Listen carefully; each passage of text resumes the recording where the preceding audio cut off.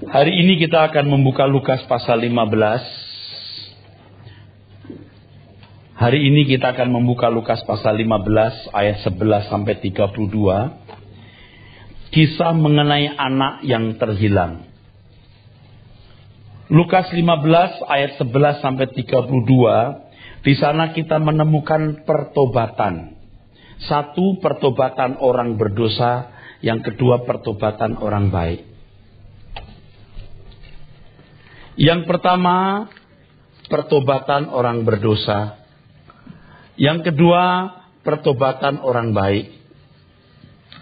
Saya beri tanda kutip, maksud saya adalah agar bisa membedakan pengertian baik dan berdosa secara benar. Ya, kalau tanda kutip ini menunjukkan sesuatu yang harus dimengerti dengan pikiran khusus. Di Lukas pasal 15 ayat 11 sampai 32 itu kita menemukan kisah mengenai anak bungsu yang minta harta warisan. Ini menunjukkan bahwa si bungsu tidak mencintai orang tuanya. Ya, ia lebih mencintai harta daripada orang tuanya. Bisa jadi ia mengharapkan orang tuanya mati segera, tetapi karena tidak meninggal segera, maka ia paksakan diri untuk menerima warisan sebelum waktunya. Ini jahat. Di dalam Alkitab kita menemukan bahwa uang itu dihabiskan ya dengan pelacur-pelacur. Benar-benar bejat. Makanya saya beri tanda kutip sebagai orang berdosa. Benar-benar bejat.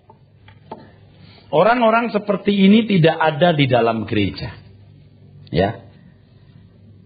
Ia ada di dugem. Ia ada di diskotik-diskotik yang menyediakan perempuan-perempuan yang bisa menemani tidur. Orang berdosa. Tetapi kita juga melihat di sini pertobatan orang baik. Tapi ternyata di dalam kisah ini tidak ada orang baik yang bertobat. Dalam hal ini diwakili oleh si sulung. Biasanya fokus seseorang, maksud saya fokus banyak orang, fokus gereja, fokus pendeta, hanya tertuju kepada pertobatan si bungsu. Fokusnya tertuju hanya kepada orang bungsu. Maksud saya anak bungsu yang jahat lalu berbalik. Tetapi jarang sungguh-sungguh melihat si sulung. Yang ternyata juga perlu pertobatan. Ini pertobatan orang baik. Sebab jika dibanding dengan si bungsu, si sulung jauh lebih baik. Ia tidak menuntut warisan. Ia tinggal bersama dengan orang tuanya. Ia membantu orang tuanya bekerja di ladang. Bahkan ketika papanya ada di rumah, dia di ladang bekerja. Orang seperti ini patut mendapat acungan jempol. Maka saya beri tanda kutip orang baik. Tetapi ternyata orang baik seperti ini perlu pertobatan. Betapa menyedihkan dan mengerikan kalau tanpa sadar alam pikiran kita, paradigma berpikir kita terbentuk, terkondisi, tercipta bahwa hanya kelompok ini yang perlu bertobat. Yang ini tidak perlu. Tidak perlu bertobat. Sehingga saudaraku sekalian ada si sulung yang nasibnya tidak jelas. Di Lukas pasal 15 ayat yang terakhir 32 tidak disebutkan, tidak dikisahkan, tidak diungkapkan akhir cerita itu. Bagaimana nasib si sulung? Apakah akhirnya dia mau mengerti papanya atau ayahnya, menerima kembali adiknya, atau dia tidak pernah masuk rumah sampai selama-lamanya. Berarti dia akhirnya minggat.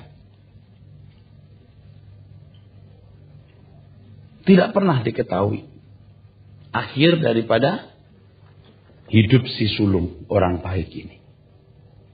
Betapa mengerikan itu. Dan tidak ragu-ragu saya mengatakan banyak orang baik seperti ini di dalam gereja. Yang kalau tidak diingatkan, tidak jelas bagaimana nasibnya. Saudara, supaya lebih jelas kita akan melihat perikop itu, ya, di Lukas pasal yang ke-15, saudaraku sekalian. Begini, saudara. Saya akan membacakan. Yesus berkata lagi, ada seorang mempunyai 2 anak laki-laki. Kata yang bungsu kepada ayahnya, Bapak, berikanlah kepadaku bagian harta milik kita yang menjadi hakku. Lalu ayahnya membagi-bagikan harta kekayaan itu di antara mereka. Jadi harta itu sudah dibagi baik kepada yang sulung juga kepada yang bungsu. Oleh sebab itu naif sekali kalau si sulung berkata, aku selama ini bersama-sama dengan Bapak, kok anak kambing pun Bapak tidak kasih. Paradoks. Bertentangan sekali dengan apa yang dikemukakan di dalam Lukas 15 ini. Ayat yang ke-12. Beberapa hari kemudian anak bungsu itu menjual seluruh bagiannya itu lalu pergi ke negeri yang jauh. Sejauh-jauhnya. Jadi bukan negeri yang dekat, dia pulang. Di sini jelas dikesankan bahwa si bungsu tidak membutuhkan keluarga lagi. Ia tidak membutuhkan ayah, papa, bapak maupun saudara. Ia pergi ke negeri yang jauh.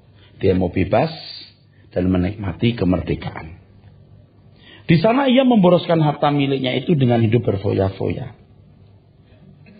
Setelah dihabiskannya semuanya itu, timbullah bencana kelaparan di dalam negeri itu, dan ia pun mulai melarat.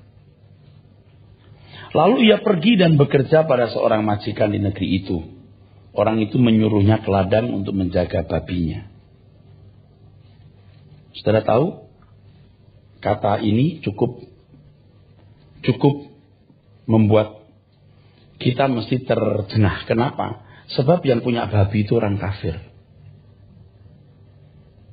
Tidak ada orang Yahudi piara babi. Jadi dia bekerja kepada orang kafir. Lumayan jadi babysitter, ini babysitter. Dari anak konglomerat jadi melarat kuadrat. Sebab ia ingin mengisi perutnya dengan ampas yang menjadi makanan babi itu. Tetapi tidak seorang pun yang memberikannya kepadanya. Lalu ia menyadari keadaannya, katanya betapa banyaknya orang upahan bapakku yang berlimpah-limpah makanannya, tetapi aku di sini mati kelaparan. Aku akan bangkit dan pergi kepada bapakku dan berkata kepadanya, Bapa, aku telah berdosa terhadap surga dan terhadap Bapa. Aku tidak layak lagi disebutkan anak Bapa. Jadikanlah aku sebagai salah satu seorang upahan Bapa. Sebenarnya pertobatan si bungsu ini pertobatan yang sangat berkualitas. Dan pertobatan jenis ini harus saya khotbahkan nanti. Tapi saya belum tergerak mengkhotbahkan ini. Saya mengkhotbahkan pertobatan yang seharusnya terjadi pada orang baik. Pertobatan yang dimiliki oleh si bungsu ini, apakah telah kita miliki? Aku tidak layak jadi anak Bapa, aku jadi orang upahan saja. Wah, ini luar biasa. Satu kali mesti harus saya jelaskan. Pertobatan yang sejati akan melahirkan perasaan itu. Akan melahirkan perasaan itu. Maka bangkitlah ia dan pergi kepada bapaknya. Ketika ia masih jauh, ayahnya telah melihatnya. Lalu tergeraklah hatinya oleh belas kasihan. Ayahnya itu berlari mendapatkan dia, lalu merangkul dan mencium dia. Jelas bahwa papanya menantikan kepulangan anak itu. Ya, dia tidak berkata, anak durhaka, anak sialan. Saya tidak lagi harapkan kamu balik. Jangan saya lihat mukamu lagi. Enggak. Bukan begitu. Ya. Ketika kata anak itu kepadanya, "Bapa, aku telah berdosa terhadap surga dan terhadap Bapa. Aku tidak layak lagi disebutkan anak Bapa." Ya. Nanti satu kali kita akan bahas mengapa dia berkata terhadap surga. Tuhan Yesus itu teliti sekali. Teliti sekali. Ya. Dan Injil ini ditulis walaupun beberapa belas tahun kemudian tetap diingat kata-kata penting yang pernah yang mulia Tuhan kita Yesus Kristus kemukakan. Tetapi ayah itu berkata kepada hamba-hambanya, "Lekaslah, bawa kemari jubah yang terbaik. Pakaikanlah itu kepadanya dan kenakanlah cincin pada jarinya dan sepatu pada kakinya." Ia tetap berstatus sebagai anak.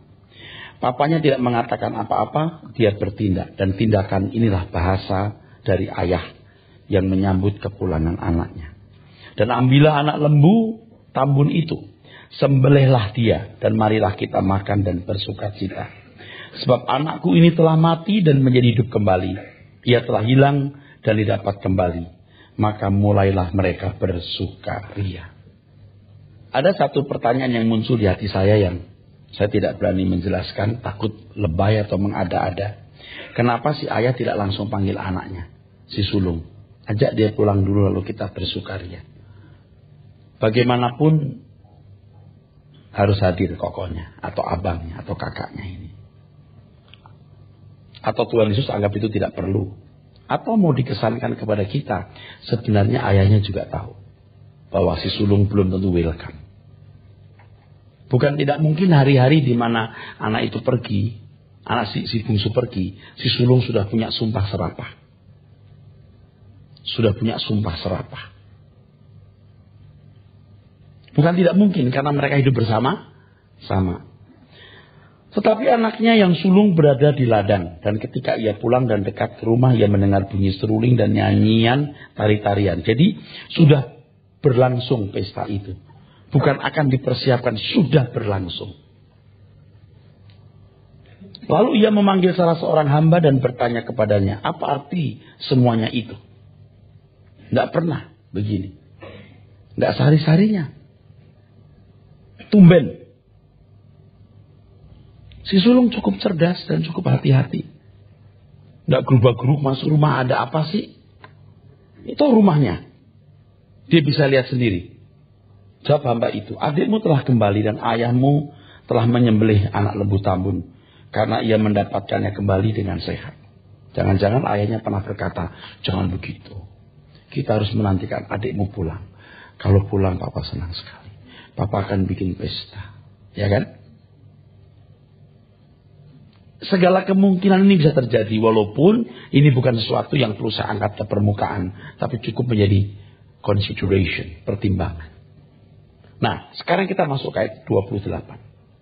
Maka marahlah anak sulung itu dan ia tidak mau masuk. Nah, ini yang kita melihat. Karakter orang baik ini. Pasti dilihat dengan kacamata atau teropong manusia pada umumnya. Atau tetangga kanan kirinya. Dia orang baik. Dia anak baik. Mungkin tetangganya berkata, "Aduh, punya anak seperti itu syukur banget ya. Nggak seperti si bungsu. Ya, kalau dibandingkan dengan si bungsu jauh sekali, saudara." Tapi kita lihat sekarang isi sesungguhnya dari si sulung. Ia marah. Hal ini menunjukkan bahwa ia merasa berat perasaannya dilayani. Anda bisa nangkap maksud saya? Dia merasa berat perasaannya dilayani. Atau kalimat lain, dia berat punya perasaan. Nah, kalimat ini mungkin nggak disukai, tapi saya lebih senang sebenarnya.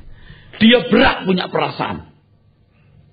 Mau senang, mau susah, mau marah, mau tidak marah, dia berat. Ini sama dengan kita ya.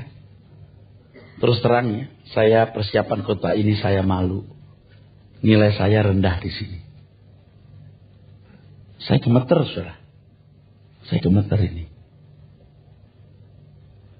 kita sering merasa berat, punya perasaan. Padahal kalau kita telah ditebus oleh darah Tuhan Yesus, bahwa kita bukan milik kita sendiri, mestinya kita tidak berat, punya perasaan. Jiwa kita harus jadi bejana untuk menyalurkan perasaan Tuhan. Kelas orang percaya itu di sini. Mumpung kita masih punya kesempatan bertobat dan berubah, ayo kita kejar ketinggalan kita. Saya katakan saya gemetar. Sungguh, kita sering gagal di sini. Aku mau marah. Aku punya alasan untuk marah. Betul. Tapi apakah Tuhan marah? Mau marah? Walaupun Anda punya alasan untuk marah, kalau Tuhan tidak marah, Anda nggak boleh marah loh. Kalau nggak mau terima ya terserah. Nah, di sini ketepatan atau akurasi tindakan kita memang berbeda-beda. Nanti kita akan belajar, ya. Orang harus betul-betul mengerti pikiran perasaan Tuhan. Aku suka, Tuhan suka. Maksud saya adalah apa yang Tuhan suka itu yang aku suka. Apa yang Tuhan tidak suka, aku juga tidak suka. Jadi apa yang aku ingin orang perbuat kepadaku, kubuat untuk orang lain. Dasarnya, ukurannya, yang aku suka itu Tuhan suka. Bukan apa yang aku mau. Bukan aku tahu apa yang aku mau. Tapi aku tahu apa yang Tuhan mau. Mumpung masih ada kesempatan Bapak Ibu. Saya merasa nilai saya rendah di sini. Tapi saya bersyukur karena saya masih punya kesempatan untuk berubah. Aku marah. Aku marah ini. Aku punya alasan untuk marah. Tidak bisa. Tidak marah. Hitung. Saya mesti marah. Tapi kita sering tidak menghitung. Tuhan marah tidak? Bersyukur. Sebelum kita punya jantung berhenti berdetak. Sebelum nadi kita berhenti berdenyut. Kita sudah diingatkan Tuhan. Apalagi kalau orang-orang pinter. Punya jabatan. Tinggi. Cerdas. Ngomongnya juga pinter. Itu punya 1001 alasan membela dirinya. Membela ucapannya. Membela tindakannya. Masalahnya adalah. Apakah kita pantas berbuat itu. Sebab. Segenap hidup kita telah dimiliki Tuhan. Termasuk perasaan. Ini sekolah yang paling sulit, saudaraku. Pertobatan orang baik ini lebih berat. Dari mabok menjadi tidak pemabok itu masih gampang. Mabok terus ginjalmu rusak, itu takut mati kok. Hidup dalam dunia prostitusi, memalukan tetangga, bisa kena HIV. Pulang dilempari batu istri anak-anak. Itu untuk pertobatan dari hal itu mudah. Atau lebih mudah. Tapi yang ini lebih sulit. Ini lebih sulit. Semua kita masih harus belajar. Sehebat apapun Anda. Pendeta sehebat apapun. Makanya ya, saya ingatkan yang banyak belajar teologi sebelumnya. Jangan berkata, saya sudah tahu. Saya dengar ada seorang yang diberkati lewat suara kebenaran. Dia mengajak temannya pendeta. Yuk ikut yuk suara kebenaran. Allah sudah tahu dia mau ngomong apa. Kalau saya ketemu dia saya mau kasih tahu. Saya aja belum tahu. Saya aja nggak tahu. Saya tahu setelah diproses Tuhan dari waktu ke waktu. Banyak orang beragama santun dan beretika. Tapi perasaannya belum disalibkan. Di dalamnya termasuk harga diri. Tetap perlu tempat untuk dihormati, ya. Ada tempat untuk dihormati. Kalau orang mau bertobat sungguh-sungguh, dia tidak boleh punya tempat. Tempatnya hanya satu. Pengen tahu? Salib. Di luar salib, you sesat. Di luar salib, you sesat.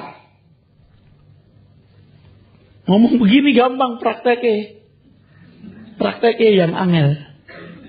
Ya lagi di mimbar begini, nanti kalau turun ke bawah, diperlakukan sedikit kurang pantas,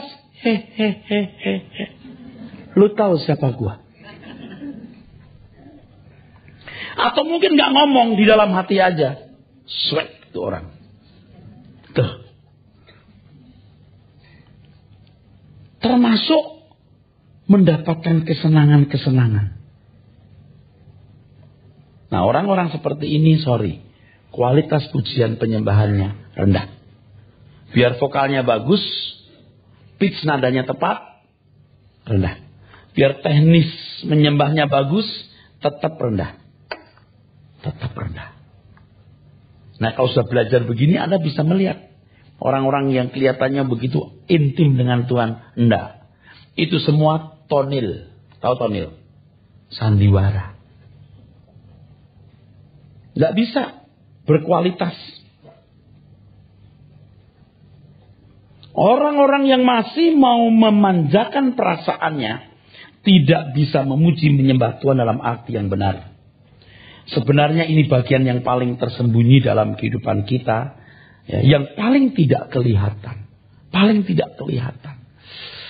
Aduh saudaraku, karena saya belajar dan saya ini pendeta, jadi ngerti. Ini bagian yang tersulit. Si aku. Bagian tersembunyi. Bagian yang paling tersembunyi dalam kehidupan kita. Yang paling tidak kelihatan. Bahkan dirinya sendiri kadang-kadang tidak mengenalinya. Inilah yang disebut sebagai si aku. Pemberesan si aku ini membutuhkan kebenaran firman yang kuat. Pemberita firman yang jujur. Dan si penerima yang jujur dan cerdas. Tentu di atas semuanya Roh Kudus yang pimpin. Tapi manusianya harus jujur. Yang nerima ini harus jujur, iya. Dan cerdas. Tentu haus dan lapar akan kebenaran. Pemberesan dari si aku ini ternyata gak gampang. Aduh, dulu saya pikir saya sudah menurunkan si aku saya. Tuhan bertahtalah dalam hatiku. Itu semua hanya retorika. Kalau kita masih memanjakan perasaan, sebenarnya yang bertahta di situ masih kita. Tapi kalau orang santun kan marahnya tidak kelihatan, ya kan? Halo? Dia pinter berdiplomasi. Diplomat di dalam gereja. Firman Tuhan mengatakan dalam Yeremia 17 ayat 9. Coba dibaca.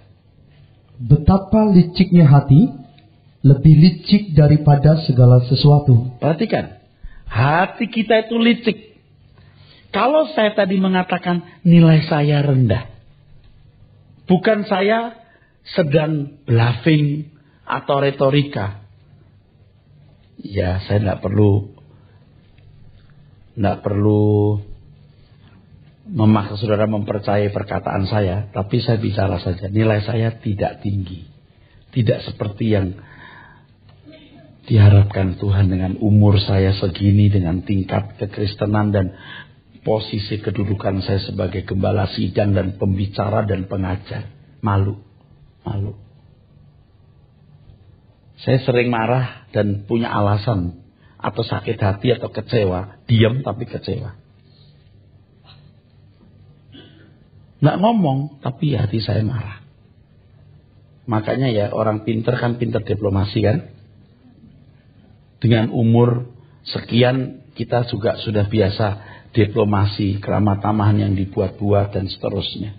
Tapi saya mau kasih tahu, Anda mau percaya mau tidak, nilai saya rendah. Saya bersyukur kalau saya diingatkan Tuhan sebelum jantung saya berhenti berdetak. Hati itu licik. Lebih licik dari segala sesuatu. Kalau kita tidak jujur betul, kita tidak kenali. Terus? Hatinya sudah membatu. Ya. Siapakah yang dapat mengetahuinya? Ya, membatu itu anas. Dalam bahasa aslinya anas. Anas. Incurable. Incurable artinya penyakit yang tidak dapat diobati. Dalam bahasa Inggrisnya. Ini Anda kalau lihat dictionary-nya, terjemahannya itu. Nggak saya karang. Membatu itu ya anash, incurable, penyakit yang tak dapat disembuhkan, tak dapat diobati. Hatinya sudah membatu. Ini kalau di patologi ini serosis. Serosis sudah mengeras. Makanya kalau orang menunda bertobat, menunda punya komitmen, dia pikir tidak bahaya. Sementara dia menunda pertobatan itu, hatinya dibuat membatu oleh iblis. Nih, dengar baik-baik. Nih, kan berjalan ini kan masih jalannya di dunia nih. Duniawi saya, iya. Kalau mati sih kayaknya nggak yakin ya masuk surga, nggak yakin. Tapi saya lompat ntar mau lompat. Nanti kalau belum mati aku lompat. Aku nggak bermaksud mau di sini terus. Siapa sih yang masuk neraka? Siapa sih yang mau masuk neraka? Tapi dia dibuat gemuk. Dibuat sampai lumpuh. Sampai tidak bisa lompat. Nah, iblis itu begitu. Makanya harus lompat dulu. Punya komitmen dulu. Aku mau mencintai Engkau Tuhan. Aku pilih surga Tuhan. Hidupku bagimu Tuhan. Tidak ada yang kusisakan diriku sendiri Tuhan. Semua milikmu. Walaupun prakteknya belum bisa. Kan orang harus bilang, aku mau sekolah. Tidak langsung sarjana kan? SD dulu, SMP, SMA, tapi mau sekolah dulu. Beberapa saudara kan ada yang suka dialog sama saya. Pak, kok saya jelek banget ya watak saya, Pak? Bagus. Berarti dia lagi sekolah. Besok lagi, Pak, rasanya sini jelek banget. Bagus. Itu lagi sekolah namanya. Tapi kalau saya nggak bilang saya jelek, ya udah, lu mati. Udah bagus loh. Jadi kalau masih bilang, saya jelek amat sih wataknya, bagus. Tuhan cari orang-orang berdosa seperti ini. Orang baik yang merasa berdosa. Orang berdosa merasa berdosa, ya iyalah. Tapi orang baik merasa baik, itu yang celaka. Yang benar orang baik merasa berdosa. Sebab standar kebaikannya harus standar kebaikan Tuhan. Jangan sampai serosis. Nanti saya lompat, saya nggak mau masuk neraka, saya tidak akan mengkhianati Tuhan. Siapa sih yang mau mengkhianati Tuhan? Hah? Tapi Anda nggak lompat-lompat. Wah, kalau Pak Era hebat, kalau kita sih belum kayak Pak Era masih jauh. Ya udah, jauh terus. Saya saja tidak merasa sempurna, saudara. Lompatlah. Walaupun terkesan itu omong besar, tapi lompatlah. Lompatlah. Kalau Anda terus belajar punya komitmen tiap hari itu, wah itu kolesterol jiwamu akan diluruhkan dan Tuhan turut bekerja dalam segala hal mendatangkan kebaikan. Komitmen. Waktu masih muda saya nyanyi lagu ini, apa saudara pikir saya sudah bisa melakukannya? Belum bisa melakukannya. Terindah dalam hidup telah aku tinggalkan, terkasih dalamku telah ku lepaskan. Belum. Ngomong doang, prakteknya belum. Tapi saya punya komitmen. Saya punya komitmen. Saya mau jadi sarjana. Nggak langsung jadi sarjana. Sekolah dulu. Jangan saya berkata, mana bisa. Daripada janji-janji nanti nggak dipenuhi. Belum, ntar aja. Tuh, setan tuh bikin begitu tuh. Daripada janji-janji nggak dipenuhi. Kecuali Anda memang mau mempermainkan Tuhan, pura-pura berjanji. Nah itu yang salah. Serius, walaupun untuk memenuhinya perlu waktu. Percaya kalau Anda tidak segera mengambil keputusan, Anda tidak akan pernah jadi orang benar di mata Tuhan. Sampai Anda merasa benar, padahal nggak benar. Waduh, itu udah berat-berat bener dah. Sampai tingkat tertentu dalam kebodohan Anda merasa benar padahal tidak benar. Wah, itu sudah susah. Ngajar orang begini sudah susah. Bener-bener sudah susah. Dan saya sudah ketemu orang-orang kayak begitu. Hidup ini singkat. Yang lain bisa ditunda. Tapi nasib kekal, keberadaan kekal kita nggak bisa ditunda. Nunggu ngegelitak di ruang ICU. Kenapa? Dia dekat dengan papanya tapi hatinya membatu. Loh, yang salah siapa? Kalau dijawab kita bisa bilang, wah ini bapaknya enggak bener nih. Punya anak kok kayak begitu. Betul nggak? Betul nggak? Yudas kok bisa masih mata duitan dan begitu keji? Apa kurang dididik? Nggak bisa digarami. Nah, saudara. Mengapa? Sebab ia tidak belajar hati Bapa. Banyak orang beragama seperti ini. Orang-orang Yahudi sebagai contohnya. Tidak belajar hati Bapa. Jadi saya ngerti kenapa kalau Tuhan sampai berkata, jika orang tidak setia tidak benar dalam hal yang momon, tidak jujur, siapa yang mempercayakan kebenaran? Emang dasarnya kamu tidak mau benar. Gimana Tuhan kalau saya mencintai dunia sedikit aja, tapi aku juga masih bisa benar? Tidak bisa. Ingat, tidak mengabdi sepenuhnya berarti tidak mengabdi. Harus holos segenap. Aduh, rasanya berat Pak. Punya komitmen dulu. Punya komitmen dulu. Tadi saya katakan dari muda, saya sudah punya tekad ini. Belum saya penuhi. Terindah dalam hidup telah aku tinggalkan. Terkasih dalamku telah ku lepaskan. Asal hati Yesus merasa senang selamanya. Karena aku tahu apa arti hidupku. Padahal setelah itu saya masih duniawi juga.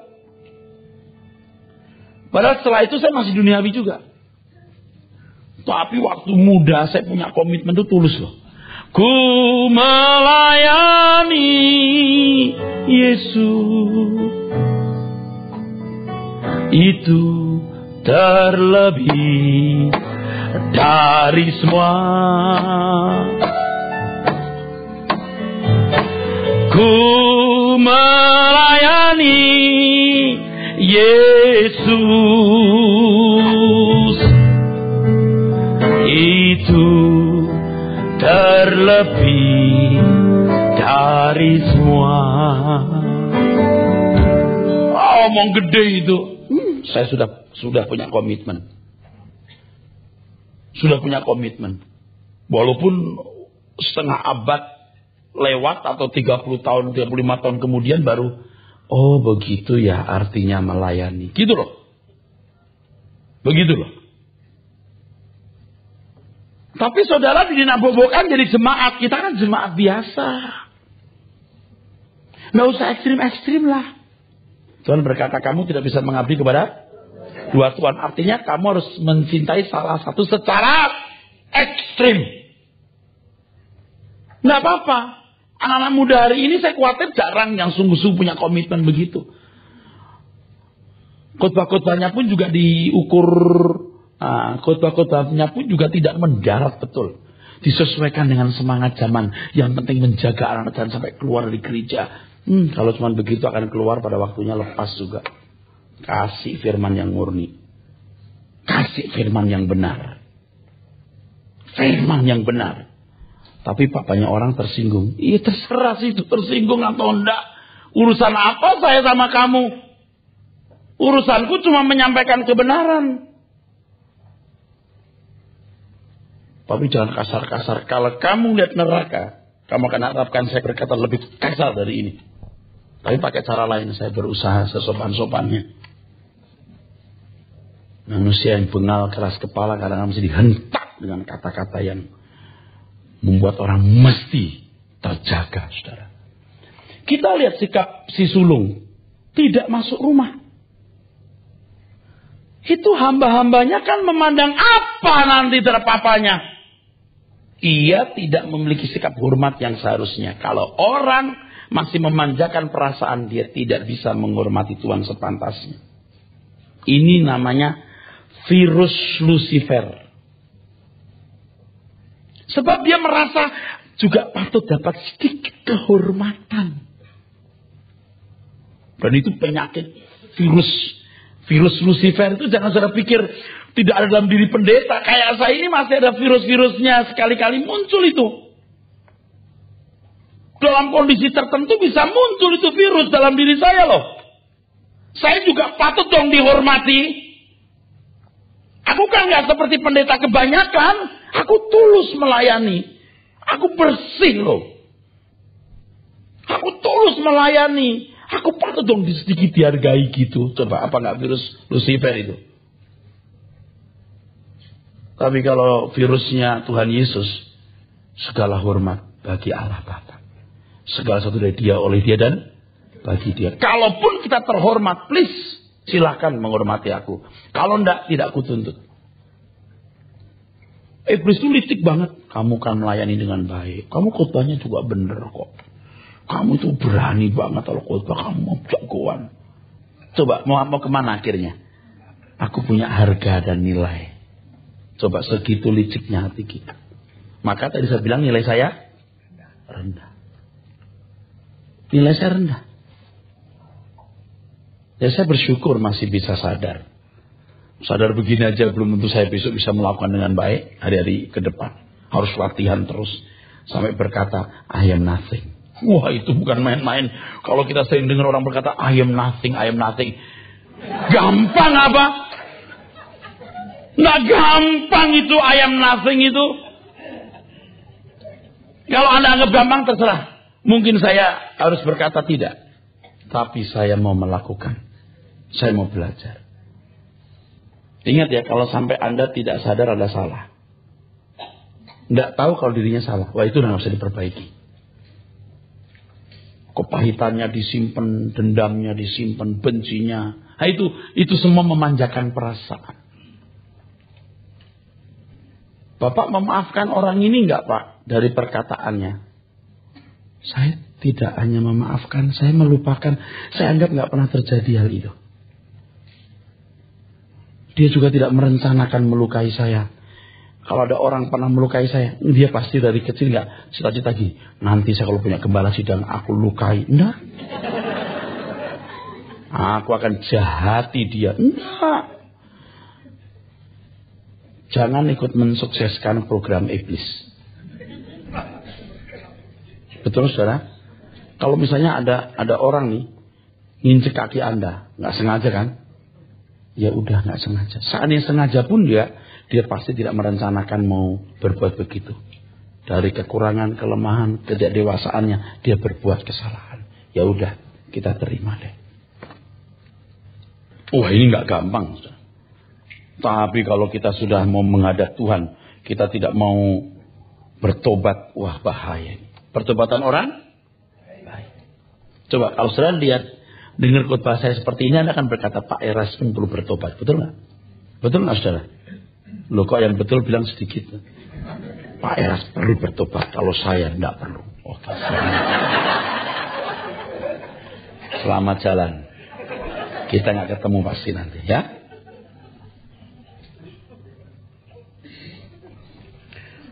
Saudara lihat yang berikutnya.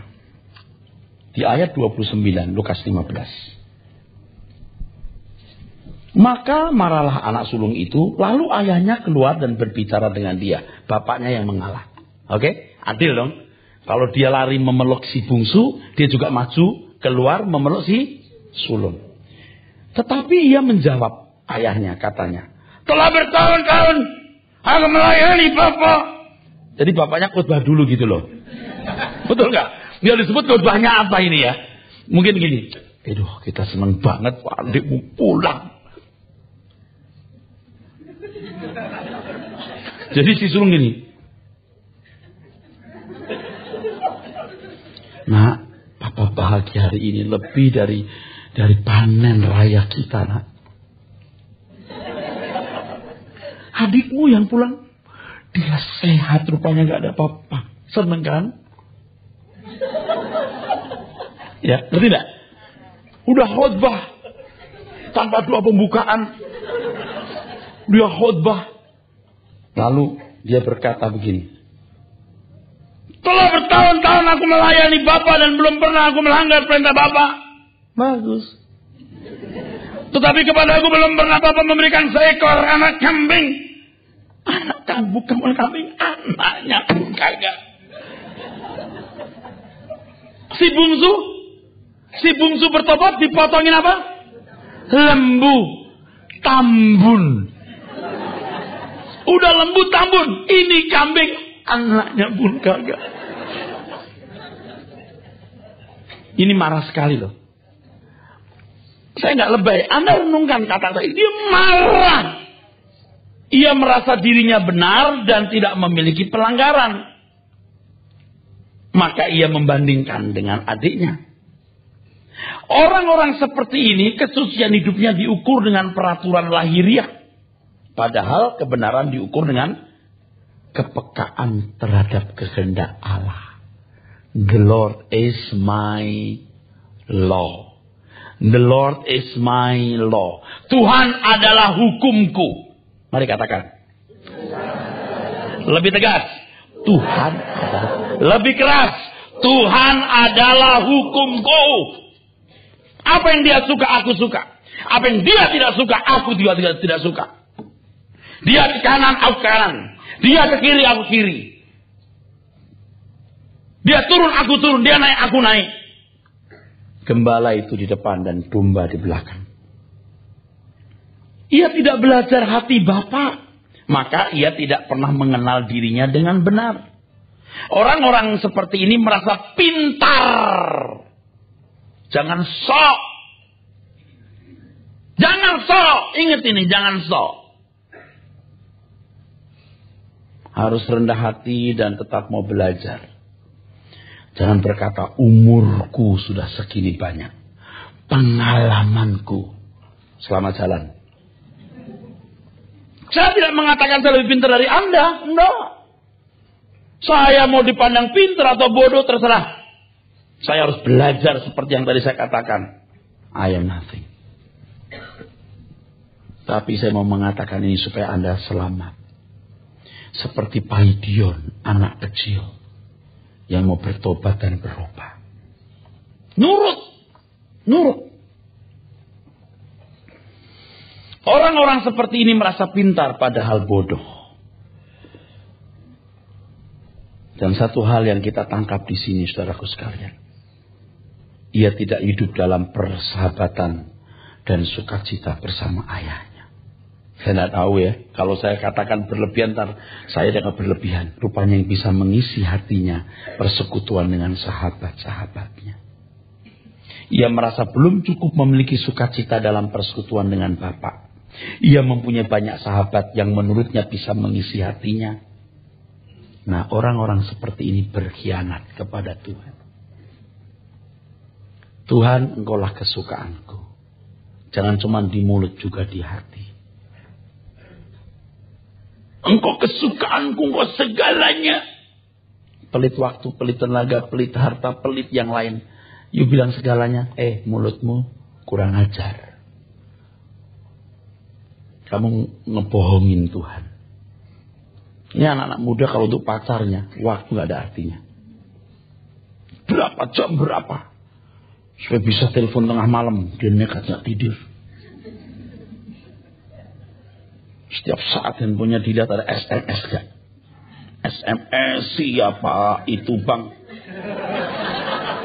Yang isinya pakai cayang-cayang. Tapi apakah dia SMS-an dengan Tuhan setiap saat? Demi golf orang bangun jam 4 pagi. Tapi kalau nggak main golf bangun jam 6. Bukan soal waktu ini. Dari itu bahasa hidupmu kepada Tuhan. Gerimis dikit gitu. Gerimis daripada flu. Tapi kalau untuk sesuatu yang kemudian menyenangkan, hujan besar pun dia pakai payung, pakai jas hujan. Coba. Itu bahasa orang yang tidak menjadikan Tuhan segalanya. Karena merasa bahwa Tuhan tidak cukup memberi kebahagiaan bagi dirinya. Itu mah udah jelas. Jangan membela. Tuhan tidak ngemis waktu, tenaga, uang, harta, apapun dari milik saudara. Tuhan tidak ngemis. Ini nyakitin banget. Anak kambing dengan sahabat-sahabatku. Waduh, ini mah perselingkuhan ini. Bukan tidak mungkin yang menjadi pemicu kemarahannya karena ia tidak cukup punya waktu, tidak cukup punya modal bersukacita dengan sahabat-sahabatnya. Bukan tidak mungkin, itu pemicu juga bikin dia marah. Tapi kalau dia cukup dengan papanya, papa senang, dia senang. Amin. Dia tidak punya satu dengan satu frekuensi dengan bapaknya. Tidak punya frekuensi yang sama. Kita berteman aja tahu frekuensinya, betul? Lu kenapa sedih? Aduh, gua berat nih. Kenapa? Aduh, gua mau disita bang. Emangnya berapa? Nggak banyak sih, cuma 600 juta. Ya udah, aku pinjemin dulu. Itu kalau teman tuh nggak pakai hitungan. Teman tuh bisa begitu, amin. Rasanya waktu saya masih muda, teman saya salah, saya beri depan dia loh. Ribut sama orang, dia teman gua, lu mau apa? Dia salah, biar dia salah, dia teman gua, lu mau apa? Begitu loh. Maaf ya, dulu kayaknya saya berteman sama orang, dia salah, saya belain loh. Itu kalau teman tuh begitu tuh. Kadang-kadang di gereja ya, saudara seiman. Ngomongin, bikin gosip. Wah, bener-bener nih. Anak setan bener kamu. Anak Tuhan gak begini. Ini calon anak setan. Kalau sekarang masih anak Tuhan, masih diberi kesempatan jadi anak Tuhan. Lu kebablasan terus nih, jadi anak setan. Percaya deh. Tidak mungkin dia selamat. Gak mungkin. Gak pantas dia dimuliakan bersama Yesus. Saudaramu salah aja kamu ampuni, kamu maafkan. Paham saudara sekalian? Ingat nih, kalau kebaktian begini kirim SMS terus jorok-jorok atau ketawa-ketawa gini. Saya yakin anak calon anak setan. Awas loh. Saya ngomong dia tidak menghargai pertemuan-pertemuan seperti ini. Calon anak setan. Demi nama Yesus Kristus. Dia tidak menghormati Tuhan. Jadi jangan main-main ya. Kita serius. Kalau Anda buka Alkitab pakai BB, buka yang benar. Jangan nanti malah main SMS-an. Terus jangan, lupakan semua. Saya lagi nyembah Tuhan aja. Bunyi bekel. Kering. Saya tidak berani ambil bunyi. Saya diam terus. Berisik banget. Tidak berani saya ambil. Setelah itu baru saya minta izin Tuhan. Saya matikan dulu. Kelewat lama orang berberisikin semua nanti. Saya matikan dulu. Ini di gereja ketak-ketik. Lu anak Tuhan, anak setan loh. Kalau anak Tuhan lu menghormati Tuhan loh. Sekarang lu masih anak Tuhan karena Tuhan masih kasih kesempatan kau bertobat. Kalau tidak, Tuhan tidak akan pernah punya orang kayak kamu. Tidak menghormati. Tidak cium dengan perasaan Bapak di surga. Nanti kalau Anda punya hati ya, cium dengan Bapak di surga. Aduh, itu beda saudaraku. Beda. Pikiranmu hanya langit baru kerajaan surga, jiwa-jiwa diselamatkan. Pembenahan diri itu sempurna. Gitu. Ya saya juga belum sempurna. Tapi terus kita ke arah itu. Nggak ada ruginya. Kita nggak jadi miskin. Nggak jadi malas. Kita akan rajin bekerja, rajin cari uang. Giat. Dan mempertaruhkan apapun yang kita miliki. Untuk Tuhan. Nyawa kita jadi tidak berharga. Demi kepentingan dia. Aduh. Sedih lihatnya. Ini. Si kocelok satu. Si sulung. Belum pernah dapat upah. Emangnya lu upahan? Ia merasa berat mendapat upah.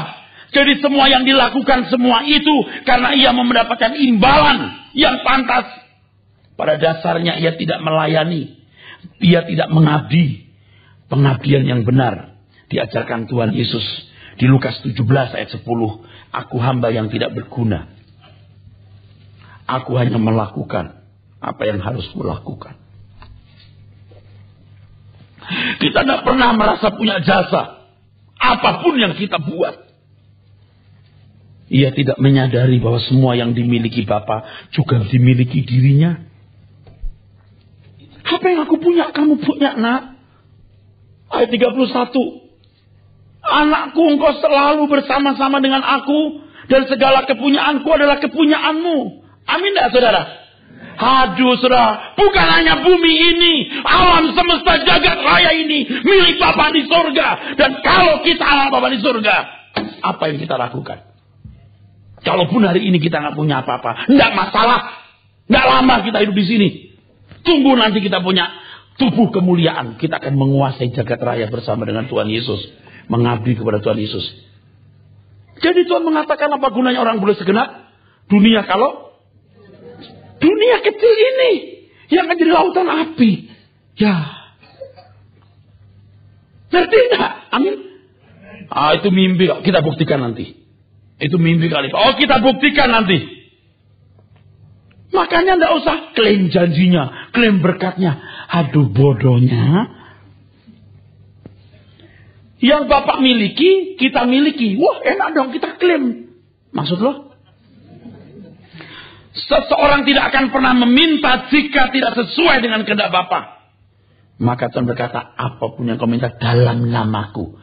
Itu bukan menyalahgunakan nama Yesus supaya kita bisa menerima, memiliki, meraih apa yang kita ingini. Meminta dalam nama Yesus artinya semua permintaan kita sesuai dengan keinginan Dia. Nggak mungkin dong Anda nggak saya suruh lalu berkata begini, Pak Yudika, Pak Era suruh yuk ke sana. Aku nggak nyuruh loh. Dalam namaku, harus atas perintahku, atas kehendakku, atas kepentinganku. Itu Tuhan Yesus, bukan Tuhan Yesus. Ini kalau saya gambarkan Tuhan Yesus. Kalau nama saya tadi cuma ilustrasi, saya nggak berat untuk memiliki sesuatu atau menghai sesuatu. Semua milik Tuhan. Orang harus sepikiran, seperasaan dengan Bapa terlebih dahulu. Yang aku punya, kamu punya kok nak. Masalahnya kamu tidak sehati dengan aku. Amin. Itu problemnya. Bukan soal lembu tambun atau anak kambing. Kamu belum mengerti perasaanku. Engkau belum tahu hatiku, itu masalahnya. Aduh, saya baca Alkitab ini.